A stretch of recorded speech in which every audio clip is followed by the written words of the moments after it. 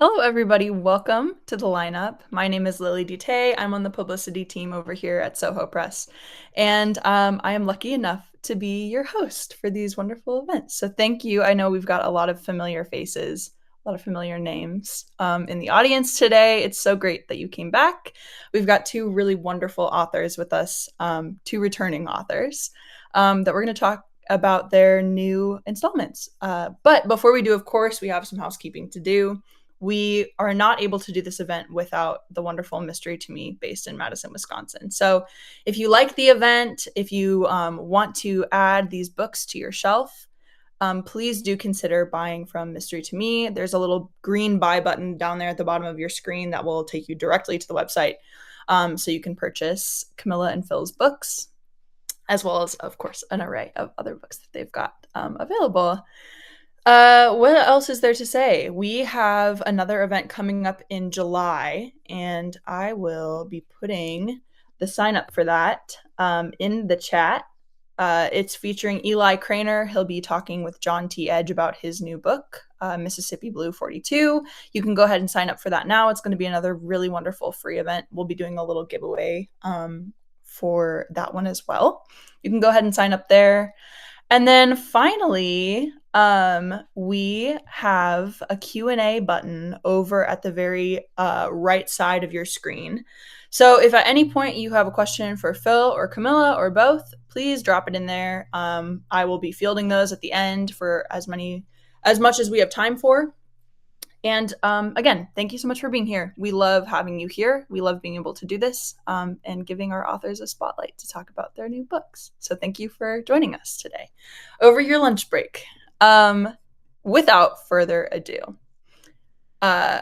Sorry, one more thing. The most exciting thing, perhaps, is we are giving away three gift cards at the end of the event. So just by virtue of you signing up with us today, we have entered you into a random drawing, and we'll be giving away virtual gift cards to Mystery to Me. So stick around to the end to find out if you've won, and then we'll email you all the details if you have. Great. Okay, now, without further ado, I will introduce our authors that are joining us today. First, we've got Philip Miller, who lives in Edinburgh. He was a newspaper journalist for 20 years and was twice named Arts Writer of the Year at the Scottish Press Awards. His previous novels include The Blue Horse, All the Galaxies, The Golden Acre, and The Hollow Tree, and his poetry has been published online and in print. His first poetry collection, Blame Yourself, was published in 2024. The Diary of Lies, which is the book that Phil will be chatting with us today about, comes out on August 12th. Thank you, Phil, for being here. Delighted to be here. And then we've got Camilla Trinchieri, who worked for many years dubbing films in Rome with directors including Federico Fellini, Pietro Germi, Franco Rossi, Lina Wertmuller, and Luchino Visconti. She immigrated to the U.S. in 1980 and received her MFA in creative writing from Columbia University. Under the pseudonym Camilla Crespi, she has published 8 mysteries. As Camilla Trinchieri, she is the author of The Price of Silence, Seeking Alice, and 4 other Tuscan mysteries. Murder in Pitigliano, which we're talking about today, comes out next week on July 1. Thank you, Camilla, for being here. Thank you. Thank you guys both again. We have had you guys both on the show before, so thanks for coming back. And we are talking about 2 new series installments, but we're also talking about international crime stories today, which means that place and setting plays like a really large role in the stories that we're discussing. So can you each tell us a little bit about where your new novels are set? Shall I start being the lady? Yeah. My new novel is, the series usually takes place in a small town in Tuscany, in the Chianti Hills. This time, Nico, who is the protagonist, who's the hero, we want to call it that, is going to Pitigliano, an incredible town that I fell in love with, not ever having been there. I went when I wanted to write this novel. It's a medieval town, and what fascinated me about it was that when I was reading I fell into it by chance, that it's also called the Little Jerusalem. and medieval little Jerusalem in medieval times. The Jews had a very hard time in Rome. The popes kicked them out here, the popes kicked them out there. And whereas here in Pitigliano, they were very welcome. And so that immediately fascinated me. And so off I went to Pitigliano, fell in love with the place, and I said, I have to kill someone here. And so I did. It's in the southern. Pitigliano is a small town. It also has a modern section, which I will admit is quite ugly. But the medieval part is just, it's mind-boggling. And I forgot where I was going. I do that sometimes. Never mind. I Want to Kill Someone Here is a really funny thing to think. I love it. So that's why Pitigliano. Off you go, Phil. Sorry, Camilla. Yeah, so The Diary of Lies is set in Edinburgh, and that's where I live. You can see a little bit of North Edinburgh out the window there. It's also set in a small village in Fife, which is just kind of north of Edinburgh, which is known for it's quite rural, and it's also got a lot of fishing villages along the coast there, quite close to St Andrews, some people might have heard of. It's also, there's quite a lot of London in this one for the first time in my books, and also an area of England called the Cotswolds, which is kind of a picturesque part of southern England, which is very popular for tourism. There's lots of pretty villages, but obviously in my book it's a place of extreme darkness and violence. So it moves around the UK, this one, but it begins and ends in Scotland, like all my books. And in there's a lot of setting, obviously, and you both do an incredible job of transporting your readers to the places that we go, with very atmospheric writing and what's the word? You can take us there, rather. So in addition to that, you also have really dynamic characters that you have met and given us a window into over the course of multiple books. Can you each talk about Nico and Shona and where they are now versus when you started writing them? How has that process been for you? Well, Nico has become my friend. I didn't know who he was. I don't outline when I write. I just for me, the most important thing that gets me going is sense of place, which is something that, by the way, Phil does unbelievably beautifully. And I happened to fall into this town with my husband. We were on vacation, and all of a sudden I said, I have to write about this place. And since I've always been an I've never lived in a small town. I had to go and spend a month there. And then all of a sudden, Nico, when I decided I want to write about the place, Nico just popped up, and I didn't know who he was. And I discover my characters as they speak. I think it has a lot to do with the fact that I was in dialogue and dubbing. So dialogue, I spent 17, often sometimes 10 hours in front of a movie screen watching dialogue. And so to me, it is the most important thing. And so that's how I discover a character. And in the first book, Nico is bereft. He's just lost his Italian wife. She had requested to be buried in this small town called Gravigna in the Tuscan hills. And he goes, and he's had to resign from he's a detective, homicide detective, but he did something that was not correct. And he was asked to resign instead of sending him to jail, which is what they should have done. It was kind. So he decides to transfer there. And so I think there, now that I'm talking to you about it, I had to do the same thing. I mean, I didn't have to bury anyone. But I moved to this country in 1980. Not for the first time, obviously. You can tell by the way I speak American. And so but I didn't think about it. It wasn't in my head, but obviously there is a connection between Nico having to start his life over again, and bereaved, and piano piano by that with he falls in love with the town. He becomes, because he helps the local police, the carabinieri, solve murders. Because they thought he's an expert. He comes from New York, and there's so many murders in New York. Of course, they need his help. And he's become stronger. Has entered his life. At first, he was couldn't dream of having anyone else in his life, but there is a woman that has entered his life, and he's solid. And yeah, he's solid and he's good. And on this book, he's actually all alone because he cannot use the help. Pitigliano is in a different jurisdiction from Gravigna, and each jurisdiction has its own carabinieri.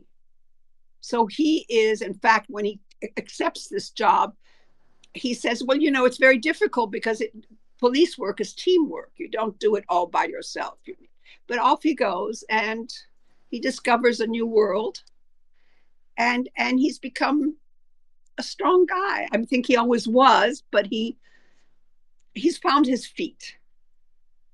His feet have found the ground, I should put it that way, of the Italian ground. And he's happy. That's it.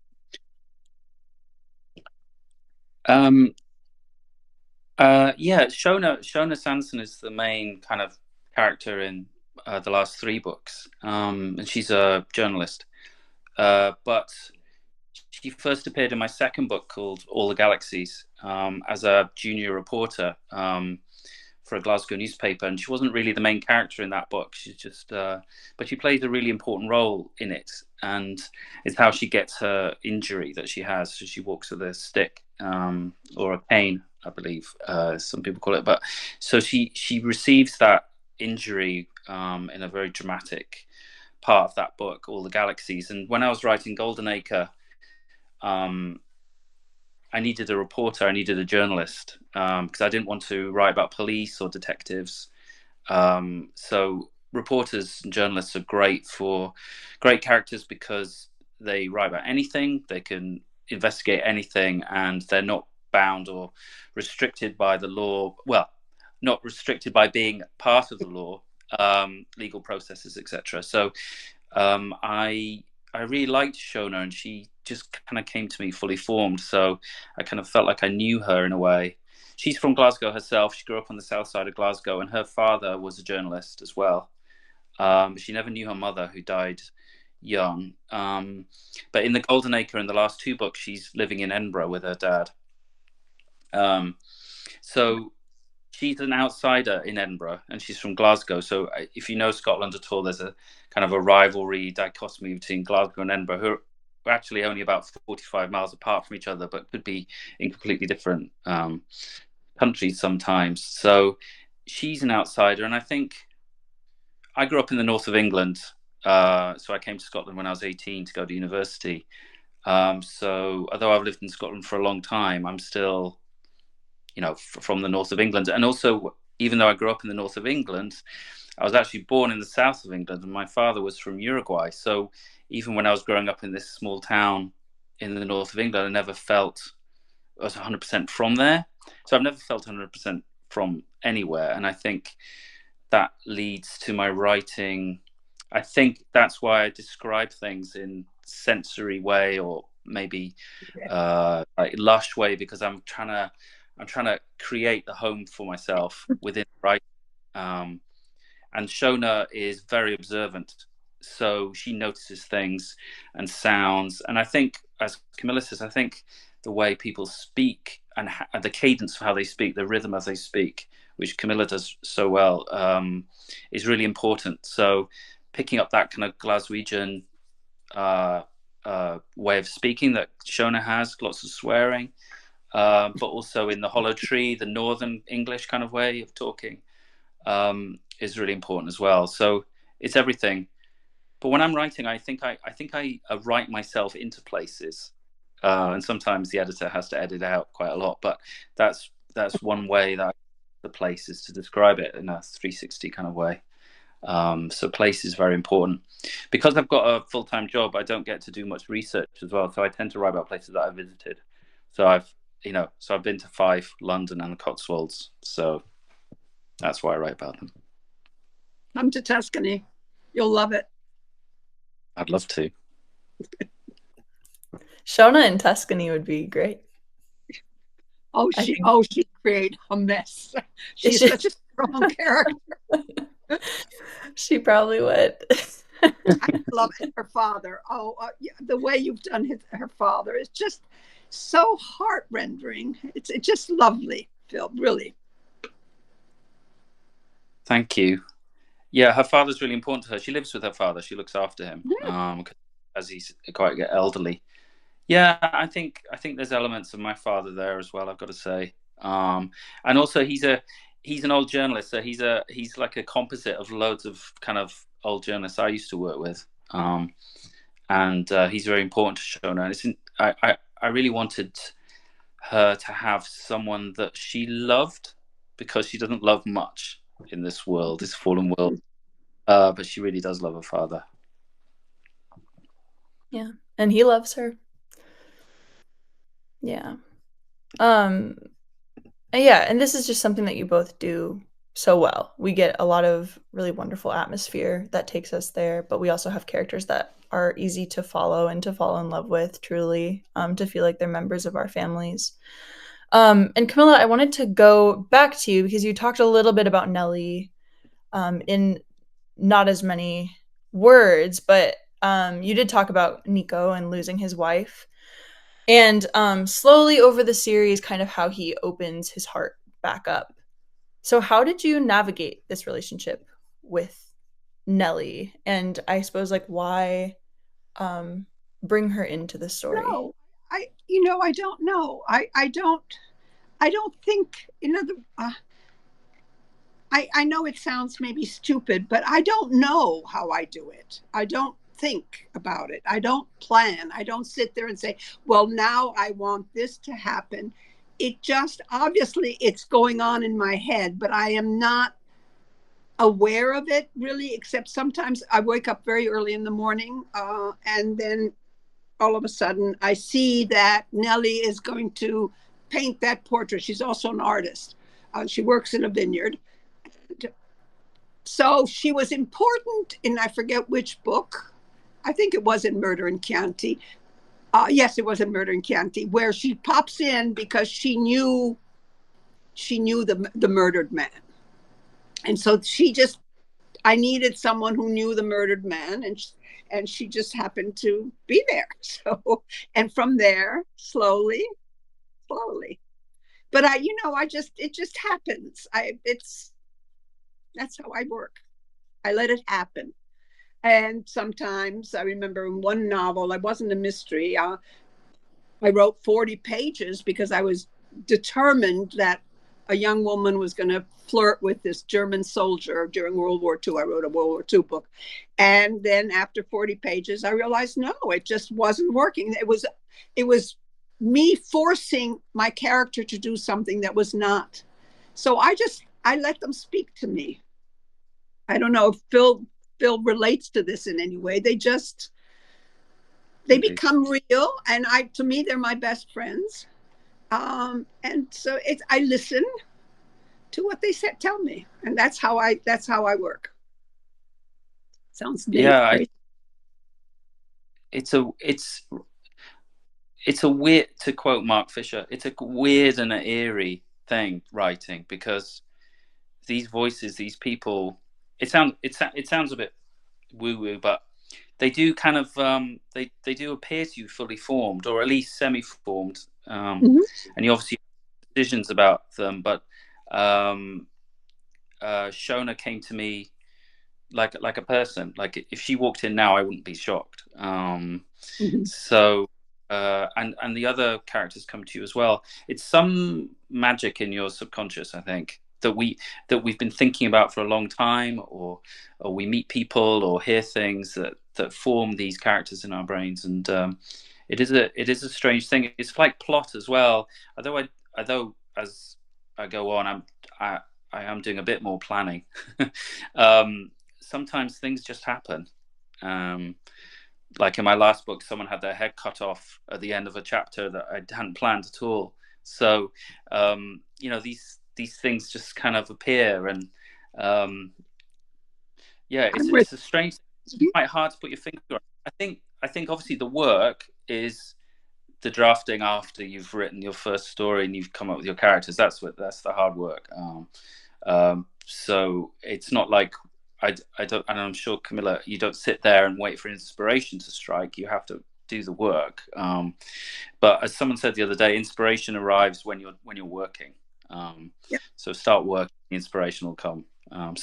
But yeah, Shona, and Shona, I think I'm not giving too much away. I don't think I could really bump her off. Like, I don't think she's never going to die, basically. So because I'm not sure I could bear it, really. But everyone else is up for grabs in my books, but not her. We thank you for that. That's kind of good to know, because she gets close. Very close. Yeah. You're warning. I will never forget this, and I don't remember though who said it, and I need to go back because I reference it all the time, and it was in one of our very first lineup events. I think it was Cara Black was talking about how she had a writing coach who always encouraged everybody that took his class to go to an acting class because it helped you kind of be open to these characters in the way that you were both just talking about. And it's so interesting as a person who has never written a novel and probably never will to know that these characters can sometimes come to you in this way is really cool and very magical. And what Cara said is it's so very well. I wanted to be an actress, and I've had experience, and I am in there, and I become. So I'm laughing because the character is laughing. Sometimes my husband comes in, what are you laughing? I said, but she's, or I'm, crying because she's crying. And also you have to put yourself in their heart, in their soul. So you it's exhausting sometimes, but there it is. And that's what I find so thrilling too, is it keeps me alive to be with these people, and the curiosity of, now what are they going to do? What's Nico going to do next? What is Nellie going to do? Who are they? It's fun. It's fun to write. And sometimes you want to go, as the Italians would say. And it comes across that it's fun. As a reader, you can tell when an author is very emotionally invested in their work. And then the food. We've got to talk about the food. We will talk about the food, Camilla. Okay. Don't you worry. We're getting there.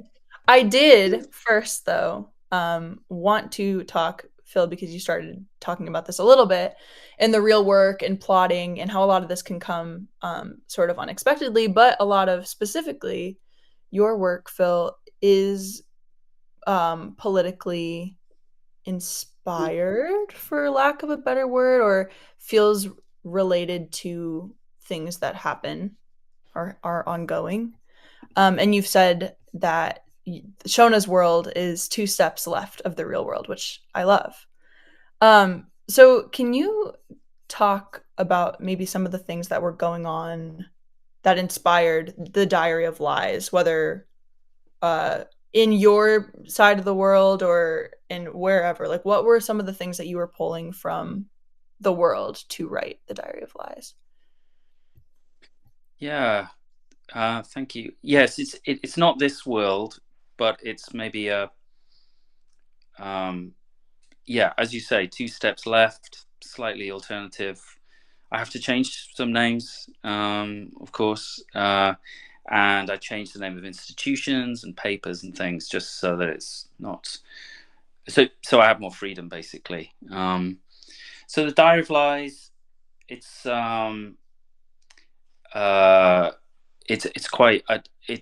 got quite a dark view of the world. When I wrote it, I was very pessimistic. about the future of Western, like, no, of democracy. Basically, I was feeling very disheartened about various things that had happened to the UK and other places. I think I was very affected by Brexit, which was the horrible word, portmanteau word, which is Britain leaving Europe politically, and all the, not even that, but just what that stirred up, what was churned up by that. I was also, yeah, I was, as you say, I was a journalist for a long time, so I always keep a very close eye on politics and subcurrents underneath. And I know people involved in all aspects of the state and the states. So it was kind of without giving away the main plot point of the book. It was looking in a glass darkly, to quote the Bible. And that's what really, and then the cast of characters came from that, so they're all double or triple characters in themselves. Everyone's got an agenda that you may not know about. Some of them are traitorous, some of them seem traitorous and are actually friends. And I was also inspired by kind of 70s conspiracy thrillers that my father would read or I would read, and that whole walking through a wilderness of mirrors, that kind of thing. So it was very stirred up by that. And also I was kind of unwell when I was writing it. I wasn't very well. Members of my family were unwell. So I was just, yeah, it is not an optimistic view of the world, but the optimism is in this character who wants to show the world what's happening underneath the veil. So Shona kind of lives up to her name of trying to shine a light on what's happening. So she is the optimism in the book, her determination to get it to expose what's happening, despite all the obstacles in a way. So she kind of dragged me to the end of the book herself, actually, with her determination and some unlikely allies she meets along the way. So yeah, it was written mainly at night, and I think you can tell. Yeah, you can tell. And specifically, there is, although Shona's world is 2 steps to the left of our world, there is very explicit mention of the COVID-19 pandemic. Yes. Yeah. At the beginning of the book. That is very intentional that you set the novel up that way. And I find there are a lot of novelists that are kind of avoiding the pandemic. So I'm curious why you decided to include it so specifically. Yeah, there's a lot of things that you would, if you were doing a slightly parallel world, you may not want to include, like iPhones or presidential elections or TV shows or whatever. But I couldn't avoid a global pandemic which killed so many people and made so many people ill and changed the way we lived and locked us down. And I immediately was obviously thinking of how it would affect the characters I'd already written about in the books. And also I think there's a lot of issues around the pandemic that I wanted to write about, and that was had a view about, and I thought Shona would have a view about, and Shona's friends and colleagues would have a view about. So it's kind of hard to avoid. It'd be like not writing about World War I or World War II not happening. It was a massive pandemic and it changed our lives forever, and we're still living with the consequences now. And without, again, giving away the plot, it has a huge effect on Shona, a devastating effect on her. So I thought that kind of public grief that we've all experienced hadn't been written about at that point, and I wanted to write about it. Absolutely, and especially for books that are so concerned with politics and the effect that these things have, it makes a lot of sense that you included it, and you did it really very well. Thanks well, for deals with the real world. He brings in things that, and I Mine is much more, I won't go as far as fairy tale, but it is. So I thought about it and I talked to a few people about it, and they said, oh God, no, please don't bring it in. Please don't bring it in. And so it, it didn't happen in Gravina. Tuscany did not, although it did, of course, in people. And this is important, though. This is what adds to a healthy reading landscape. You need to have things that will balance your mental. I mean, because we are all exhausted, you need to have things that can Mine is find more you in both places. And Phil, brings you to reality. Yeah. The theme of this year has been these books that we've been putting together for these events have been like unlikely, really like perfect matches. And I feel like this is just another one of those events that these two books work very well together. For that reason. And Camilla, we are going to talk about food now because I have some questions about penne alla Nico, which is in the back. Sweet sausage. Yeah. What did you say? Sweet sausage. Phil was asking me about sweet sausage. Yes. Please tell us about this recipe and the recipes in all of your books. Do you develop them? If so, what is that process like? How do you choose which recipes go in? And then tell us about this recipe specifically. I'm a cook. I love cooking. I'm not a baker because I'm not detail oriented. I slough things together. They are my own. I do consult because Tuscan food has its own. All the regions in Italy have their own food, and so I'm more used to the Rome because that's where I come from. So I do have a wonderful, very famous book of Tuscan, but I can't steal from there because that's a copyright thing. But as far as this, I think it was my first 3 books, or maybe my first 2 books, I don't remember. I did not have recipes at the end, but they're always, Nico works in a restaurant. His wife's cousin owns the restaurant, so that's where he finds a home when he first comes, rather bereft to Tuscany and moves there.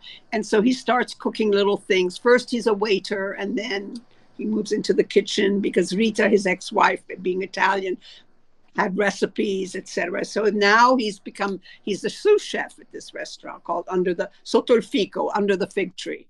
It's a beautiful fig tree. There was a beautiful restaurant that inspired me. As far as this recipe, I don't know. It just, decided that that's what I'd like to eat. So I try it out. I cook it once. If I like it, that's it. I mean, I've cooked zillions and zillions of pasta dishes. When I first came back to the States, I learned my English when I came here when I was 12. My father was a diplomat, so he was posted to New Orleans, and I went to high school there, and then I went to Barnard for school. So I learned to speak American. And so now, see, I go off and I go on tangents. So when I came back in 1980, I was bereft, not because of death, but it was to me like a death. I changed my life in Italy, like Nico does. So now, see, there are connections, which I never think of when I write the character, but they come out when you talk about them. And the only thing I could offer, I didn't have a lot of money at all, to my friends from Barnard, is that I could cook. So that's what I would offer. I'll come to your house and I'll cook you a meal.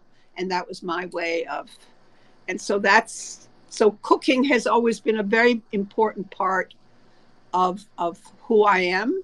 It was my father's. And so I gave it to Nico because I also Italy, you go to Italy to eat.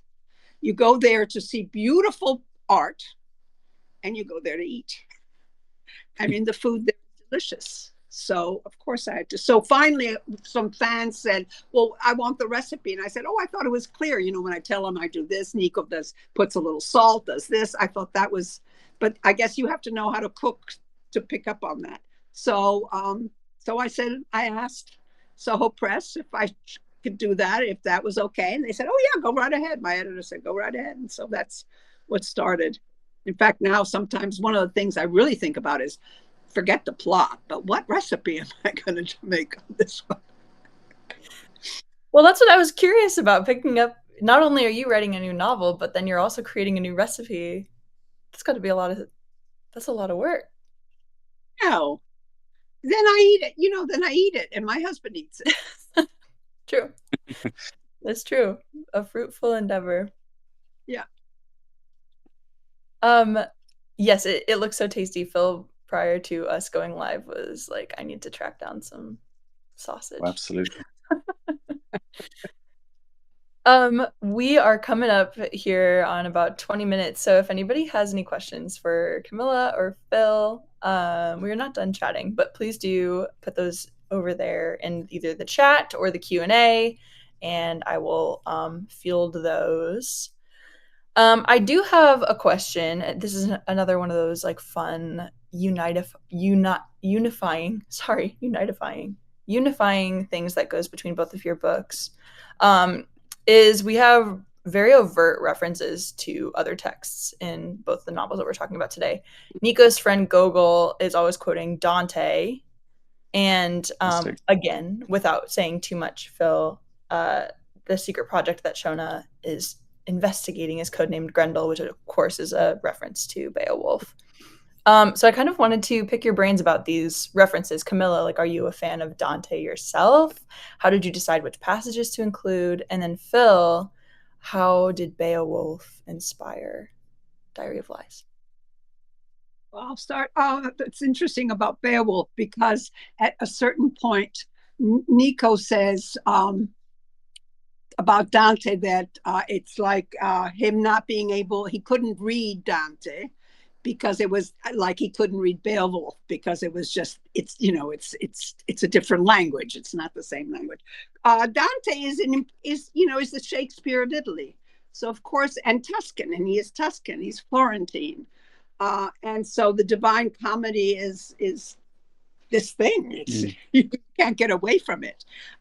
It's beautiful, and I remember writing a whole paper on having taken a few pills to stay awake in my high school about the hell, not knowing a hell of a lot. But I quickly read it as if I knew something, and I just went on, and I'm sure the pill helped. And I gave it to Gogol because I wanted to bring in, and I wanted to bring in an old man. I just thought, when you go to Italy, you see an awful lot of, it seems as if maybe the food keeps old people alive longer, but in any small town, there are always these older people that look very, very old. And so I wanted this Gogol. And because Nico's wife, Rita, liked to quote Dante, because of course she was also Tuscan. So when he meets this old man, when he first comes in Murder in Chianti, it's a connection to his wife, because this man, how do I pick the quotes? To the situation.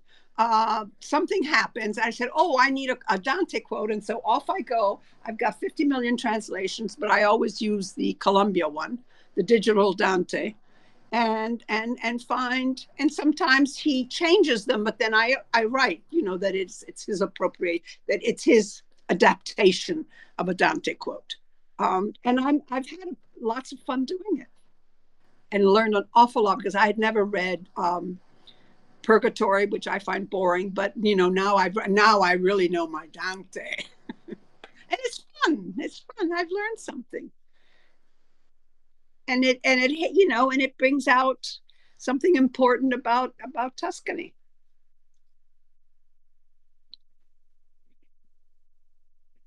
Grendel. Yeah, Grendel. Well, yeah. Well, Grendel is the monster in Beowulf. Yeah. Well, the first of three, actually, that Beowulf. So Beowulf, obviously, it's more than 1,000 years old. It's written in Old English. I didn't study English at university, and I came. So Anglo-Saxon poetry or Old English poetry I didn't know about it really. So I came to it through poetry, and seeing Seamus Heaney, the great Irish poet, reading from his translation of Beowulf at the Edinburgh Book Festival. And he read a section, because Beowulf is one long story, but it's also made up of lots of little stories and little sections. And I think because originally it was oral, so it was quite easier to remember because it was performed rather than read. And one of the sections is this section where a father is lamenting the death of his son, and it's one of the most heartbreaking laments you could read. And I thought that I was very moved by it, and also thinking that's 1600 years old, and yet it could have been written yesterday. The lines about how the world seems bigger now, and it can't contain everything that he feels.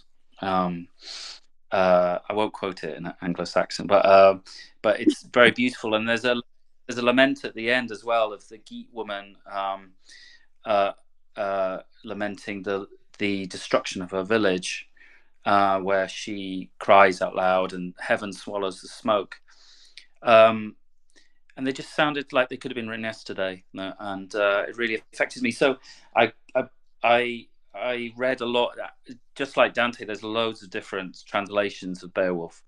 There was a really cool modern one issued last year, but I just keep going back to it, and it led to more reading around Anglo-Saxon poetry, especially the translations by Richard Hamer of lots of little poems. So there's quite a lot of that in the Hollow Tree as well. But to cut a long story short, the final monster that Beowulf fights is a dragon, and he fights it when he's old, when he's he's not the great warrior he once was, but he goes to face this dragon that kills him.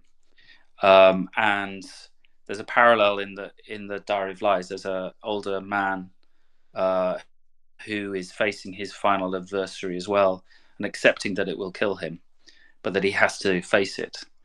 So there's that very old Norse Anglo-Saxon thing of weird, which is fate. So we say weird these days, but it means your fate. And it really seemed to, I don't know where it came from. It just really seemed to chime. So there's lots of references to Beowulf scattered throughout. And I have quoted from it before, just in paraphrase in my previous books. No one's noticed yet, but yeah. So I would recommend the Heaney version. But Tolkien, who wrote Lord of the Rings, obviously, he did a famous version as well. You're not meant to read it from start. It's like the Bible. You're not meant to read it from start to finish. You're meant to just dive it. You're meant to go to bits and just read a paragraph at a time or whatever. And it's incredibly moving. So.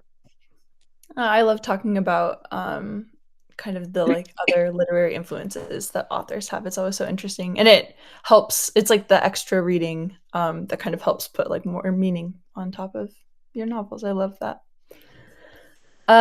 Okay, a little bit of a different question. If you were to plan an itinerary in the towns that you set your new books, Phil, pick your favorite town because I know you go to a few. What would you suggest somebody do if they had a day to visit Pitigliano or Fife or the Cotswolds or wherever you'd like to talk about? Pitigliano is full of tombs, of Etruscan tombs. The Etruscans founded Pitigliano because it has two rivers that meet, so it's very and it's on top of a rock. And so I didn't do the tombs. I wasn't interested. I just wandered and, of course, ate.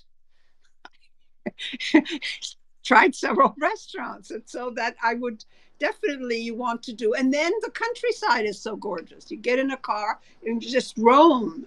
Go to a vineyard because there are vineyards there, too. Pitigliano is famous for its white wine, which I happen to like white wine. So that's it. Anywhere, even Gravina, which isn't Gravina. Anyone who wants to go to Tuscany, I say start with Siena, get a good car, and just hop and just stop. They're wonderful small towns, and then end up in Florence, and then fly home from Florence. That's my advice. And eat. Enjoy. Thanks. Relax. Relax. Don't think of Grendel. Don't even think of Dante because he can be he can be too. La buona vita, bisogna godersi la vita. We must enjoy our life. I love I that. think if it was Shona taking you around Edinburgh, it'd be a very short kind of straight to a pub and stay there the rest of the day.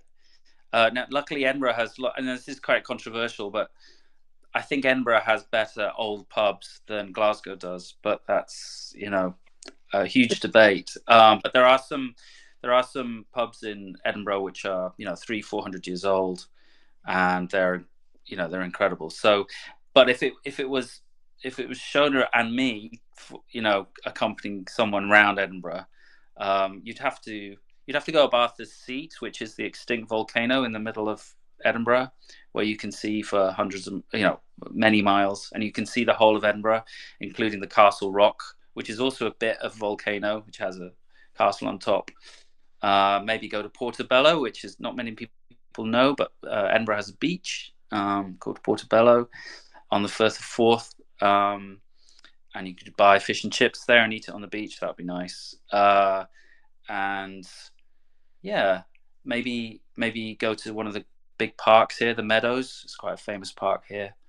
And maybe, I don't think Shona would wait outside having a cigarette, but the National Gallery here has got some beautiful paintings in it. So you could go there, and you'd probably end in one of these old pubs, which would be a good end to the day. Maybe have a whiskey, or if you're with Shona, 4 or 5, but probably with me, just one. So that would be a good day. Phil, you've got to take Shona to Italy. She needs it. She needs lift. Yeah, maybe she would get very sunburnt. She'd have to watch her pale skin. But I am taking her out of the country in the next book. So she's really grumpy about it, but she does go. But where? Or are you not going to tell us? Shh. A secret. A secret. I'm going to ask you both about what you're working on next, but first, we do have a question from Paul in the chat. The book industry at the top seems filled with the same commercially successful authors, who we will not name. How did you manage to break in? Okay, how did I break in? Thank you, Paul. I was lucky with Soho Press. I was lucky. I had written other novels, and I knew someone in the literature business, and he knew someone who wanted to become an agent. So I found an agent that way. This was when I was writing as Camilla Crespi, and then so the agent got me, and I ended up at HarperCollins. The books didn't sell they sold, but nothing grand. And I got tired of writing them. And then for Soho, I just got lucky. Sometimes it's just pure luck. I didn't even try to get an agent because it's impossible unless the previous book you've written has sold I don't know how many copies. And I knew someone who suggested Soho when I mentioned that I was writing a book about Italy. And he said, oh, Soho Crime, right, publishes books that take place, crime books that take place in other, not in the United States, in other places, in other countries. So I sent it, and now I sent a resume of the book. I mean, a resume. You know what I mean by a resume. Summary. And an hour later, they said, send the rest of send the 50 pages. I sent those. An hour later, I got send. And so I got lucky. Well, I mean, also the subject matter. Yeah, it just happened to match what a company. And there had been an author who wrote about Florence, but she had died. So Italy was open. That's me. What about you, Phil? Yeah. I mean, we've only got about 12 minutes left, so I won't go through. But basically, I took too long. No, not at all. It's just I I had a bit of a rocky start, you know, and I wrote various novels that didn't get picked up by anybody, and I just kept going. And so Blue Horse got published by a Scottish publisher, and All the Galaxies got published. I'm just answering your question, Rob. All the Galaxies, which should be republished. Not that I'm making any hints to anyone present, but All the Galaxies is one of my favorite books, and it does explain a lot of the subsequent books. But anyway, and then just as that book was published and Alan Unwin in Australia bought the rights to it, the Scottish publisher went under, and I lost it. It just disappeared. So at that point, I was really determined just to keep going and just keep writing. And then I wrote another novel which no one liked, and then I wrote The Golden Acre, which luckily Soho Press, an Edinburgh publisher liked, oh. and they showed it to Soho, and thank the Lord, they liked as well. So I lit a lot of candles along the way, did some kind of like pagan rites, went to roads, played guitar, but basically, I just kept going. I've always had this thing when I was a journalist as well that no one else is going to write a Phil Miller story. No one else is going to write a Phil Miller book. Now, doesn't mean they're going to be any good or anyone likes them, but I'm the only person that can do that. So I have to do it. And I've got a very patient wife who puts up with me disappearing for long times in this other world. So to answer your question, I think a bit of luck and a lot of hard work, but also there's a famous footballer in this country said, the harder I work, the luckier I get. So there's that. The thing is, I don't know, I meet authors and writers, people who are writing, I should say. Anyone who writes is a writer, and they can't get published. They've got no luck. They find it hard to find an agent. And I think everyone's story is different. So I'm always reluctant to give advice apart from keep going. Just keep going. Yeah. Well, now there's a self-publishing that has become, at least in this country, enormous, and it's going, and there are more and more books being self-published, and ways of how to market them. That takes a lot of courage, because you have to be the right kind of person to also, you can't just write it and publish it. You then have to try to sell it, and that's not necessarily what we're good at. Absolutely not good at that myself at all. Yeah. So. But there is that possibility if you can't get published with a traditional publisher. And and some books have made the bestseller list, self-published. So absolutely, it's not, one shouldn't be snobby about it. No, not at all. I also write poetry as well, which if you do write poetry, the world has exploded in poetry. Say 25 years ago, there was only a certain amount of printed poetry journals, and they maybe came out twice a year. It was really hard to get published. But since the internet, I sound like an old man now. Since the internet, there's far more poetry journals, and it was much easier to get poetry published, and it really kept me going, actually. I mean, a lot of my poetry isn't very good, but some of it, got published. Look for submission windows all the time for poetry, and it just really kept me going. I do see myself as a poet before a prose writer still. So if you can write poetry, there's so many journals and platforms out there now. It's quite heartening, actually. So that really kept me going. And even now, when I'm struggling to write prose, I'll write poetry and send it off just randomly in a scattergun, kind of totally disorganized way, and one gets picked up, and and it gives me a bit more confidence again. So write poetry as well as prose, I would say. That's the only advice I would say, really, apart from keep going. And if you read Phil's books, you understand that he is a poet. So if you like poetry, read Phil's books. What are you working on next? What's next? Which is the worst question. I know, but I'm going to ask it anyway. I'm in the middle of it, having some problems with it. Um, it's going to be my goodbye. Oh, It's my sixth of the series, and I'm having trouble with it because I want it to be.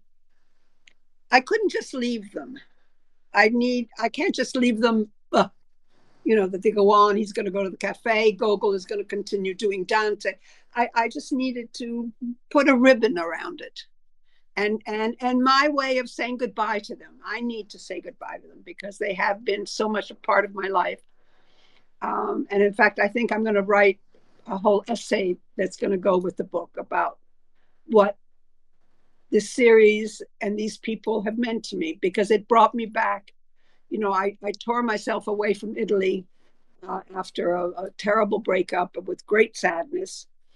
And this series had brought me back to Italy, although the books are not published in Italian because my Italian publisher said no, Italians, this is just for foreigners. It's so clear that your Italians don't need to read what the Tuscans are eating or what the Maresciallo of the Carabinieri does. And but it brought me back to my country, and it just felt good. And I just now will say, ciao, I'll come back, but they'll be with me. It's very emotional for me, but I'm getting tired of doing it.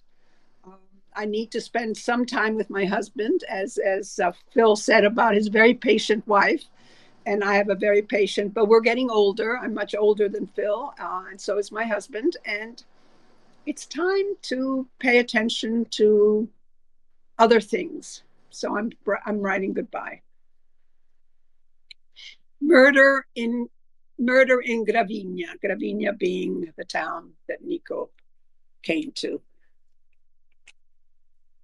That's what Phil, your turn. wow! I follow something so emotional and dramatic as that, Camilla. But what have I done? I've just finished actually the next book, so it's A Shona? it's got Shona in it. Yes, it is slightly different. It's got two kind of storylines. One's in 1928 in Edinburgh, and one's modern day. So and they both relate to each other and intertwined, and then come together. And it's taken a lot of research, and yeah, so it involves magic, but not kind of wizards. It involves esoteric societies of the early 20th century, with which there were many in Edinburgh and elsewhere, and so many characters. It's quite long, and it's very it's really unusual, and yeah, I really enjoyed doing the research. Although I've just got loads of books of magic now in my study right here, so I'm going to get rid of some. A bit strange, but yeah. So it's called The Restoration Spell. So I've just finished that literally last weekend. So I'm in that strange, empty-headed post-novel. I don't know how you feel, Camilla, after you finish writing a book, but I just feel like the stupidest man. I can barely time right now. White wine, Pinot Grigio, glug, glug, glug, glug. And some food. Yeah, and I like I've said that, like, I'm not writing anything for a month, and then I've got an idea for another book. So, but I won't write it for a while. Your wife. Think of your wife. Think of your wife. I do. But yeah. Well, thank you both for being here with us. Both of your series are so special to work on as a member of Soho Press, and thank you for continuing to speak about them with us. Thank you, everybody who joined. I'm going to announce the winners of the gift cards now. First, for our $25 gift card, we have got Paul Gouda, Gada. I'm so sorry if I mispronounce your names. We will email you the how to redeem your gift card. So congratulations, Paul. We have a $50 gift card going to Catherine Holum. Congratulations. And then we have a $75 gift card going to Denise Pearson Ongarato. So thank you guys, everybody, for tuning in. Again, if you've been here before, thank you for coming back. If you're new, thank you so much for joining us. We'll see you at the end of next month. And Camilla, Phil, thank you so much. Congratulations. Thank you for having us. This was fun. Loved meeting Phil. Great. You I knew, Lily. Yeah. We go way back, Camilla. I'm reading a second book in 2 days. Golden Acres, fabulous. I'm reading his second book. I will now get his third book. You got to read him. He's fabulous. You really are. I'm happy to have discovered you. I'm so happy to have discovered you through this. Thank you. Thank you. Bye, guys. Thanks, everybody. Have a great rest of your week, and we'll see you next month.